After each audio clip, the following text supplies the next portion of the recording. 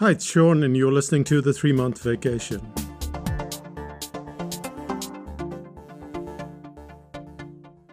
Most of us have heard the phrase, a journey of 1,000 miles begins with just one step. But when we think about the journey of 1,000 miles, we often assume that it means constant forward movement. We picture ourselves taking one step after another, continuing steadily until the journey is complete. But in reality, most journeys involve setbacks.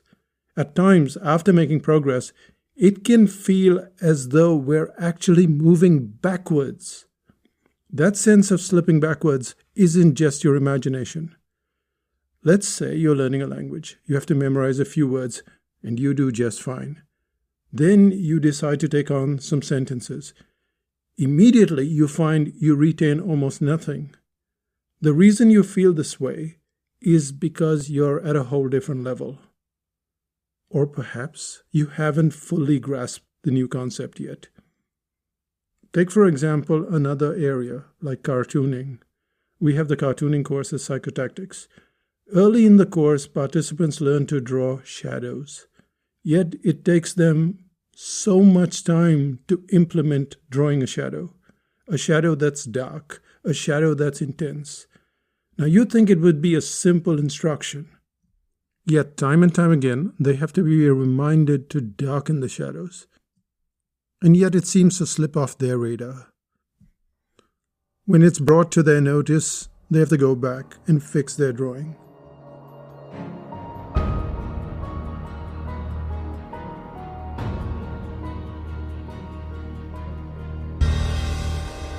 Now, fixing shadows is only one of many challenges. When you look at half a dozen elements that need fixing, some of which you've already learned, it does feel like you're not making any progress at all. But here's the key. Your true benchmark for progress always lies in the past. Despite the repetitive glitches, you are making decent progress. Because you have to look at your work from a few months ago, and you'll be surprised at how childish that work seems to be. At that point, you thought, wow, this is the best I can do. This is amazing. Or you didn't think it was amazing, but it was the best you could do. And now when you look at that work, it seems like, oh, this is so amateurish. I can do so much better now. So going back to check how you were doing in the past is something that we should all do. Because we need that jab of confidence. Even if you're struggling right now in the present, it's a very poor understanding of how much you've progressed. The people who complete that journey of 1,000 miles know the secret of 1,000 miles. They know that it involves a lot of fiddling around, backwards, sideways, and eventually, yes, you are going forward.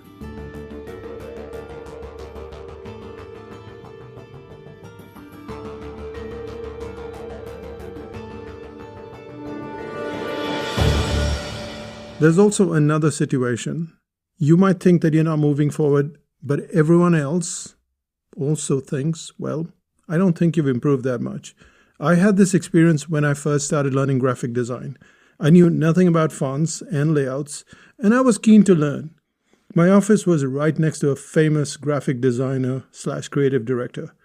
So here's what I would do. I would make a rudimentary layout and I would show it to him. And he would not approve of my design. So I'd go back with several amendments and he would sadly shake his head.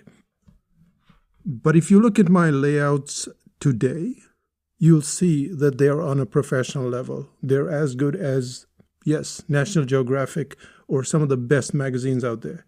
It's the same thing with the photographs, with the cartoons. Everything that I do today or you do today is way better than what you used to do in the past.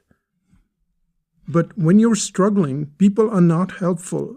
Well, most people are not helpful. They'll say something silly like, perhaps it's your weakness. You should work on an area where you have greater strengths.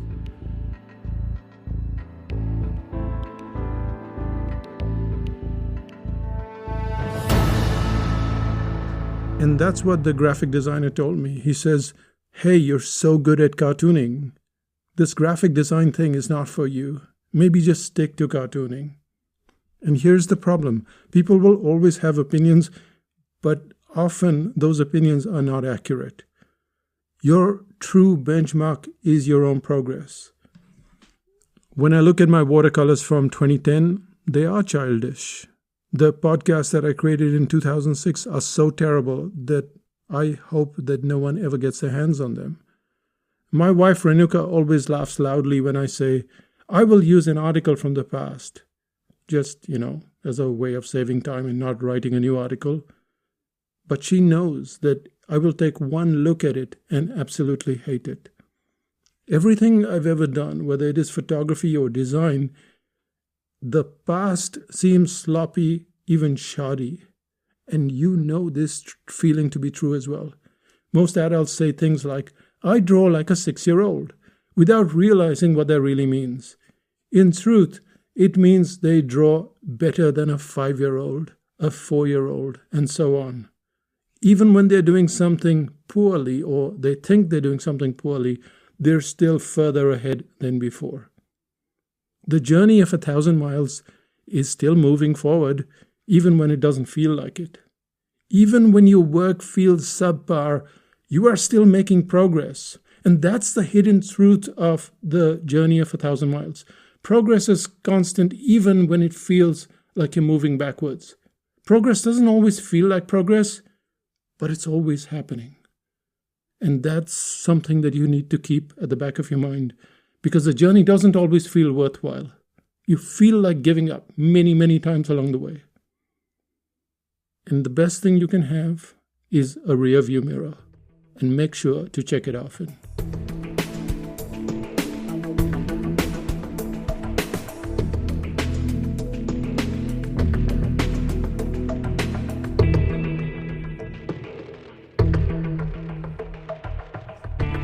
And that brings us to the end of this podcast. What's happening in psychotactics land?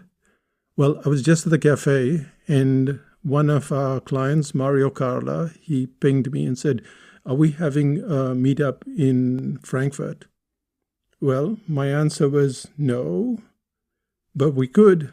So yes, we are having a meetup in Frankfurt on the 26th of April, and it's probably going to be between 2:30 and 5:30. So go to the meetup page on Psychotactics, and yes, you'll get to meet us, and we'll get to meet you. That's more interesting, isn't it? So Psychotactics, go to the meetup page. There's also the storytelling course that's coming up. It's going to go on sale on the 11th of April. Storytelling, I cannot recommend anything more than storytelling. I mean, I love cartooning, and I would say, oh, you should learn to cartoon, but storytelling is required everywhere. You can read 100 books with lots of information, and you can have one book with one chapter, and that story sticks in your head.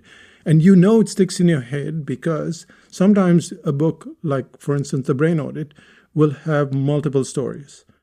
And when you read the book for the second time, you skip over the story. Why do you skip over the story and not the content? Because you remember the story. And this is a fabulous understanding of how story works. It locks into your memory and it stays there. And this is why it becomes a much better way of communicating, especially when the playing field is exactly the same. When AI allows anybody to write anything, you have to then go into storytelling to create stories that are your own, your personal stories, but also stories from the past. How do you put all these things together? And how do you know the story actually works every time? We're not talking about one random story. We're talking about hundreds, thousands of stories. That's how you go about it. So psychotactics.com/workshops, storytelling, get on the waiting list. And yeah, it's a live course. You'll really enjoy it. That's it from me at Psychotactics Land. I'll say bye for now. Bye-bye.